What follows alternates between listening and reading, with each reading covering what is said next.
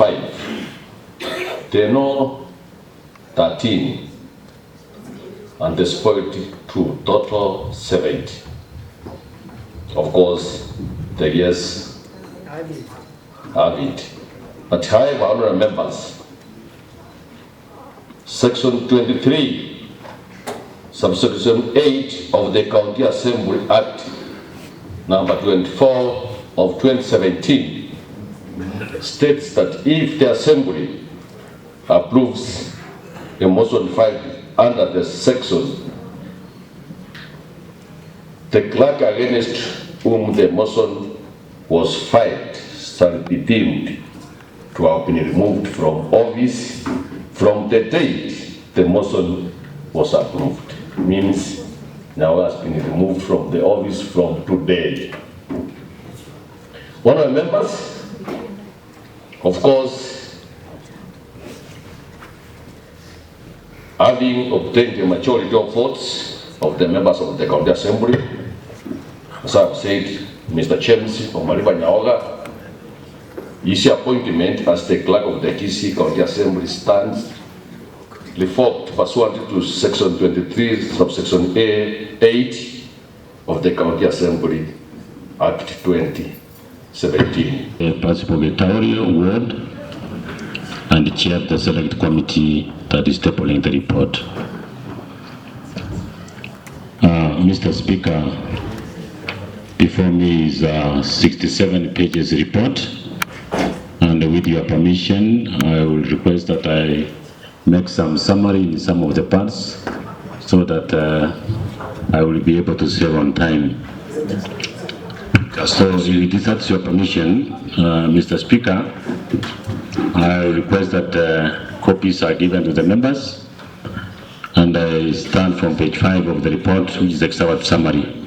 Honorable Speaker, the County Assembly Service established pursuant to Section 12(3)(d) of the County Government Act number 17 of 2012 and Part 3 of the County Assembly Service Act number 24 of 2017. The sanctions are very clear. I don't want to take you through there. But pursuant to the resolution of the board in a meeting held on 22nd August 2022 and in line with the provision of Section 22 of the County Assembly Service Act number 24 of 2017, read together with Section 23 of the Act and other applicable laws, the board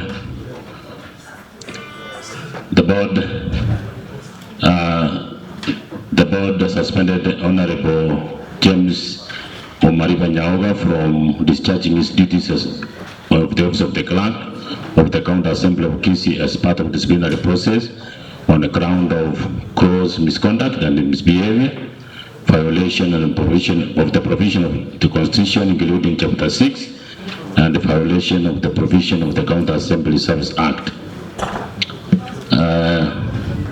Pursuant to Section 23(1)(d) of the County Assembly Service Act number 24 of 2017, the board invited Honorable James Omariba Nyaoga, filed a letter dated 11th April 2024 to appear before the said board, either personally or with a legal representation, to reply to the allegation. The said person or plead as advised.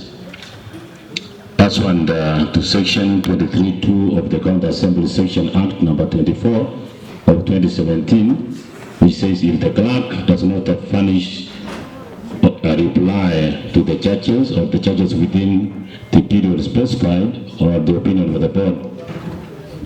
I also stand to support the motion by first saying, Mr. Speaker, on behalf of the board, I'm the one who brought the motion to this house. And I want to thank the committee, the select committee, which has come with these recommendations, Mr. Speaker. That means they are approving that what the board did. Mr. Speaker, they did a good job because they are affirming that all the allegations, Mr. Speaker, are true. And that's why I want to thank the board, the select committee for doing such a wonderful job, Mr. Speaker. And that's why I'm saying I want to support this motion by saying one reason, Mr. Speaker. When the leader of majority stood, Mr. Speaker, he dwelled so much on the issues which are not even in the report, Mr. Speaker. The leader of minority, I'm sorry, leader majority, I'm so sorry, he dwelled so much on issues which are not in the report. And in this house, Mr. Speaker, honorable members are supposed to debate with facts, Mr. Speaker, so that you can be able to convince Mr. Speaker, people, so that these honorable members, so that they can vote. Mr. Speaker, I have just only one reason, because we have so many members of the Assembly who want to contribute, Mr. Speaker, where I see the clerk of the Assembly, his appointment must be revoked, Mr. Speaker. When I read this report in page 64, Mr. Speaker, they say the committee established that Mr. Nyaoga between 1st June and 20th July 2022 authorized the transfer of 1.8 million as arrears to his personal account that was not budgeted for in the financial year 2021-2022, contrary to Section 43 of the Public Finance Management Act, Mr. Speaker. If you read that act, Mr. Speaker, 43 says, an accounting officer may reallocate funds from the authorized use, but may not reallocate funds where, and this is where it is, Mr. Speaker, the funds are appropriated for transfer to another government entity or a person, Mr. Speaker. They are saying you cannot reallocate funds, Mr. Speaker, from an intended purpose, Mr. Speaker, to unauthorized, Mr. Speaker, where they are saying where the funds are appropriated for transfer to any government entity or a person, Mr. Speaker. A SACCO, Mr. Speaker, is a public entity. That money was allocated, Mr. Speaker, or was appropriated, Mr. Speaker, to be sent or to be transferred to the SACCO account, Mr. Speaker, so that... Thank you, Mr. Speaker, for the chance to rise and oppose this untimely motion that has a lot of political conjecture and very little in substance, Mr. Speaker.